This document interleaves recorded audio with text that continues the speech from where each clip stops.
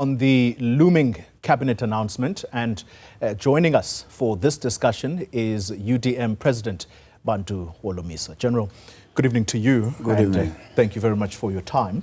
Let's start with your party joining the GNU. How confident are you that you are indeed a legitimate member of this GNU, given what the Democratic Alliance is saying, that the ANC is not the sole decider of who joins the GNU? The three founding members must be consulted, i.e. ANC, DA and IFP. Well, the DA is out of order. The founders of the GNU are none other than the voters of this country. The ANC, DA, EFF and MK at the beginning did talk to each other. We were expecting that they would announce that they are forming a coalition government. But when they could not agree, the ANC, NEC intervened and said there will be NGU instead of coalition. So that meant, therefore, that all political parties are expected to contribute. So the so-called statement of intent, which they claim to have been the founders of it, we say bring it back, table it in front of the 18 political parties represented in Parliament, so that we can go back and report to the constituencies and say, we have heard you that you don't want a one-party state, and you are saying people must go and talk and form a government which would encompass the unity and all other parties. But that doesn't mean all of the parties will be scrambling for cabinet posts. The concept of GNU has to be understood by all. And once an agreement is signed by those parties, this so-called statement of intent is not cast in stone. I anticipate that there will be a proper agreement signed by all the parties and is gazetted so that the public, and in particular the civil service, would know how the game is going to be operated. Very interesting views. We'll get into why the UDM has decided to join this GNU, if indeed a cabinet post is not top of mind for you. But let's start with your status as a party in the progressive caucus that you were leading at Parliament. What becomes your party status in that grouping now? We met as a progressive caucus, and we agreed that we are going to participate on phase 1 of the GNU. That's why we went to Parliament and voted for the President, Speaker, and Deputy Speakers. So that was phase 1 of the GNU, because it was already announced by the President that is going to be a government of national unity. And also we agreed that we are going to engage the ANC as a group. Indeed, we met with the ANC on a particular Sunday. And then after that, they promised to come back to us.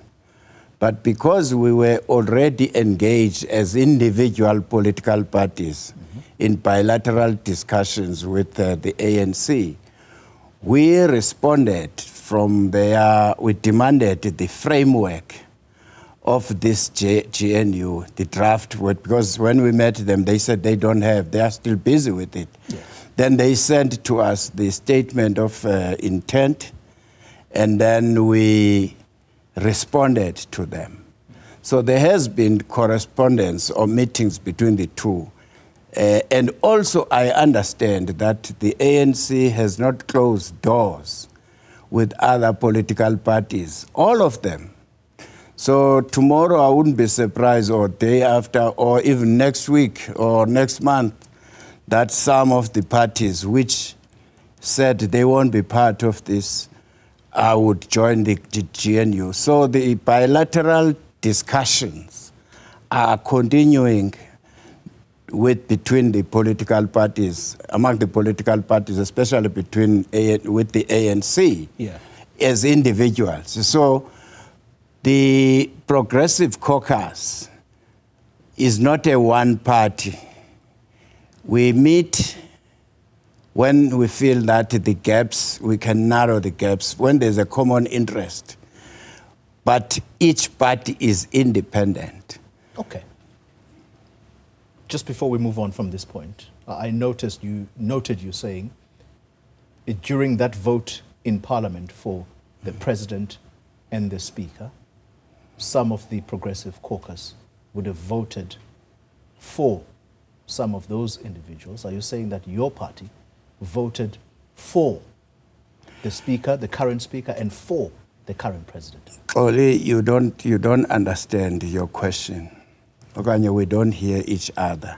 The mere fact that we walked into the precinct of that parliament, we were there to say we are endorsing the first phase of the GNU, which was tabled by Cyril Ramaphosa, announced by Cyril Ramaphosa and the ANC and the DA, you remember? But we were looking now into waiting for the skeleton so that we can put flesh into it. This is the phase we are in now. Okay. By the way, how will you respond to those who say this is you selling out the Progressive Caucus, which you so eagerly championed? No, they are out of order. They don't know what we discussed there. For your information, the EFF said they would join the GNU.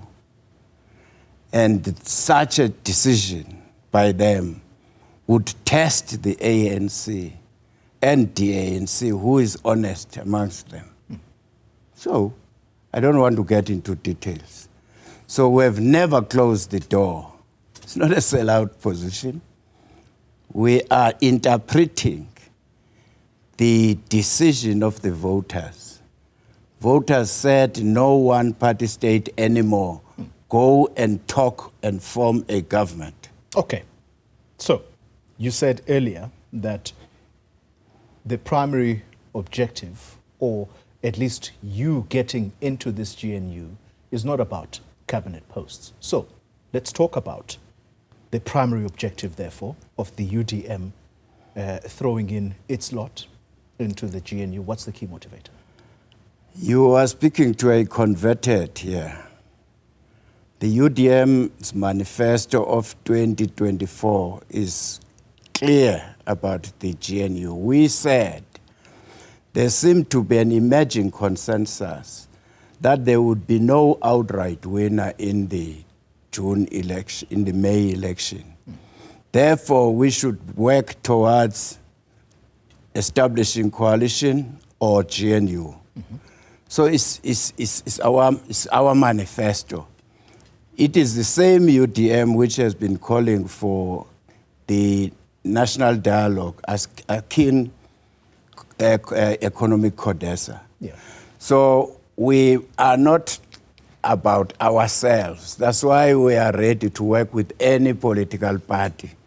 But what we are interested in is for our country to address the issues which have been highlighted in our manifestos, the problems which are facing the country. When we met the ANC, the last meeting, I think it was on Friday, I said to them it would be better immediately after the cabinet has been put that we should establish a technical committee to look into all these manifestos and see the common areas where we can draw up immediate, medium to long-term policies. Yeah. But such a technical committee must also look into the manifestos of the parties which would not be part of the government of national unity, because there is a legitimate expectation on the voters who voted for those parties that their conditions will be improved. There are those who are going to worry about the status of the opposition in Parliament as to whether or not it is going to be effective. The Progressive Caucus was exactly going to fulfill that role. You are now absorbed into the GNU. How strong or weak do you think the opposition is going to be in Parliament? I don't remember having that resolution, but if that's the perception, let me clarify it for you. The caucus, when they said they are talking about getting involved into the GNU, we wanted to know what kind of animal will this be. We also questioned as to if the main opposition party, because it's about numbers now, if the main opposition party is part of the government, who would be taking the role of official opposition? So I guess, therefore, you have big guns which are waiting to get into that space. They've already said they are not interested to get into the GNU like the MK. So they would easily occupy, they are the third largest, is it not so?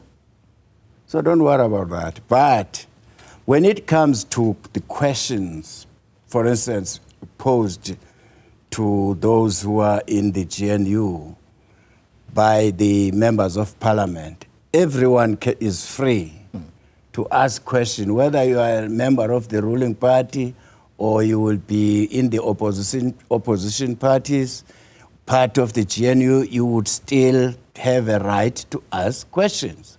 So what is the advantage of the GNU is that it strengthens the checks and balances. There might not be a need of what you used to see, because if you are serving in the GNU, you would be having a right to say in the cabinet. But what happened to this amount? Where is it? We've been rolling out trillions of rands in this 30-year period. But when you look at the situation on the ground, you don't see improvement. Instead, it's toy after toy. People are protesting. There are those who hold the view that the more GNU members you have, the likelihood is that parties that have or that had a strong showing in the elections, their effectiveness in the government of the GNU might be weakened. And you will assume who I'm talking about. I'm going to be clear. The DA is worried about its effectiveness in this government if it is, for example, going to be allocated only 3 cabinet posts. Because I suppose at the end of the day, it's about them testing themselves ahead of the next election, which is in 2026, where the voters are going to say, you had the opportunity to serve in government. We didn't see much effectiveness. How do you respond, or where do you stand in that particular debate? That's precisely why it is important that after the cabinet has been put in place, is we look into the manifestos of all other parties or those parties which are involved. Key in that debate must be, I'm representing a certain constituency. It is expecting me to be vocal on these issues. I'm not here to implement the policies of the ANC, which has led to them to get 40%. So what is needed now is to integrate those policies. In fact, elsewhere, the experience will show that what we are busy now with, bickering about cabinet, who is going to be the minister, that thing should have been the last. We should have been talking about integrating the manifestos and see what kind of policies are we going to phase out in the next 12 to 24 months. Yeah. And that's why in other countries, these negotiations normally take 2 to 3 months. I don't know this hard rush of cabinet posts before we have agreed about the program. You go to the battle, you don't even know where's your target. It doesn't work like that. I'm not going to speak on behalf of the ANC or its president, for that matter. There is, though, the question about what do you stand to gain for joining this GNU? Is there a particular post in mind where your constituency, as you put it... Do you wish to give me a post, Coley? No, I don't, but you must tell us. The United Democratic Movement feels strongly that if we are a part of the GNU, we would be closer to the corridors of power and raise the issues which we campaigned for. For instance, we were calling for the government to settle the issue of the ex-mine workers' monies. We were also talking about the need to integrate the infrastructure of the rural areas of former homelands and the townships into a developed infrastructure which we inherited from the National Party. Because if you go to those areas, you find that the government is distant from the people. The people are neglected in those areas. So we will be utilizing that. We don't have to be in the cabinet in order to do so. Okay. If you were the president right now, and you have the power to invite individuals into your cabinet, what would your standpoint be about finalizing this cabinet and all of this bickering that seemingly is going on now? It is, I would assume, is what is holding him back from announcing his cabinet. At the end of the day, he is the key decider in this cabinet as to who he invites. What would you do?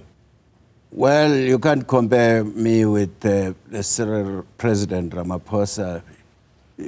President Ramaphosa is a process person, so it takes time. Whereas my character is, if we agree about a need to establish a GNU, before I appoint people, I would want to know what will be an aid memo which will be following as ministers. If I appoint you as a Minister of Finance, Minister of Agriculture, do you have skills for that?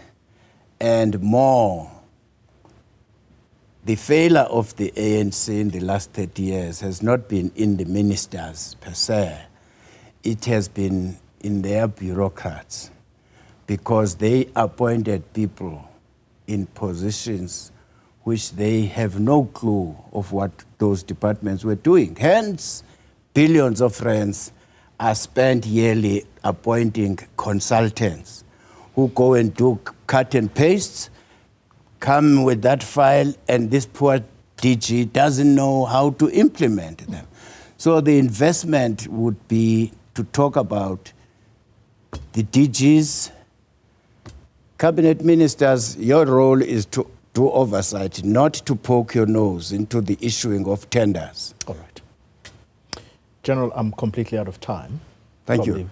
Probably be fired for this, but I need to ask about your deputy president, yes, Mr. Kwankwa. Is he okay? He seems to have disappeared after that incident. No, Chawe is fine, and he was busy in the last 2 days getting new ID numbers, bank accounts, and so on. And I said, take your time, relax. But as from tomorrow, work starts. All right. Thank you very much for your time. Thank you, Baba. Bantu.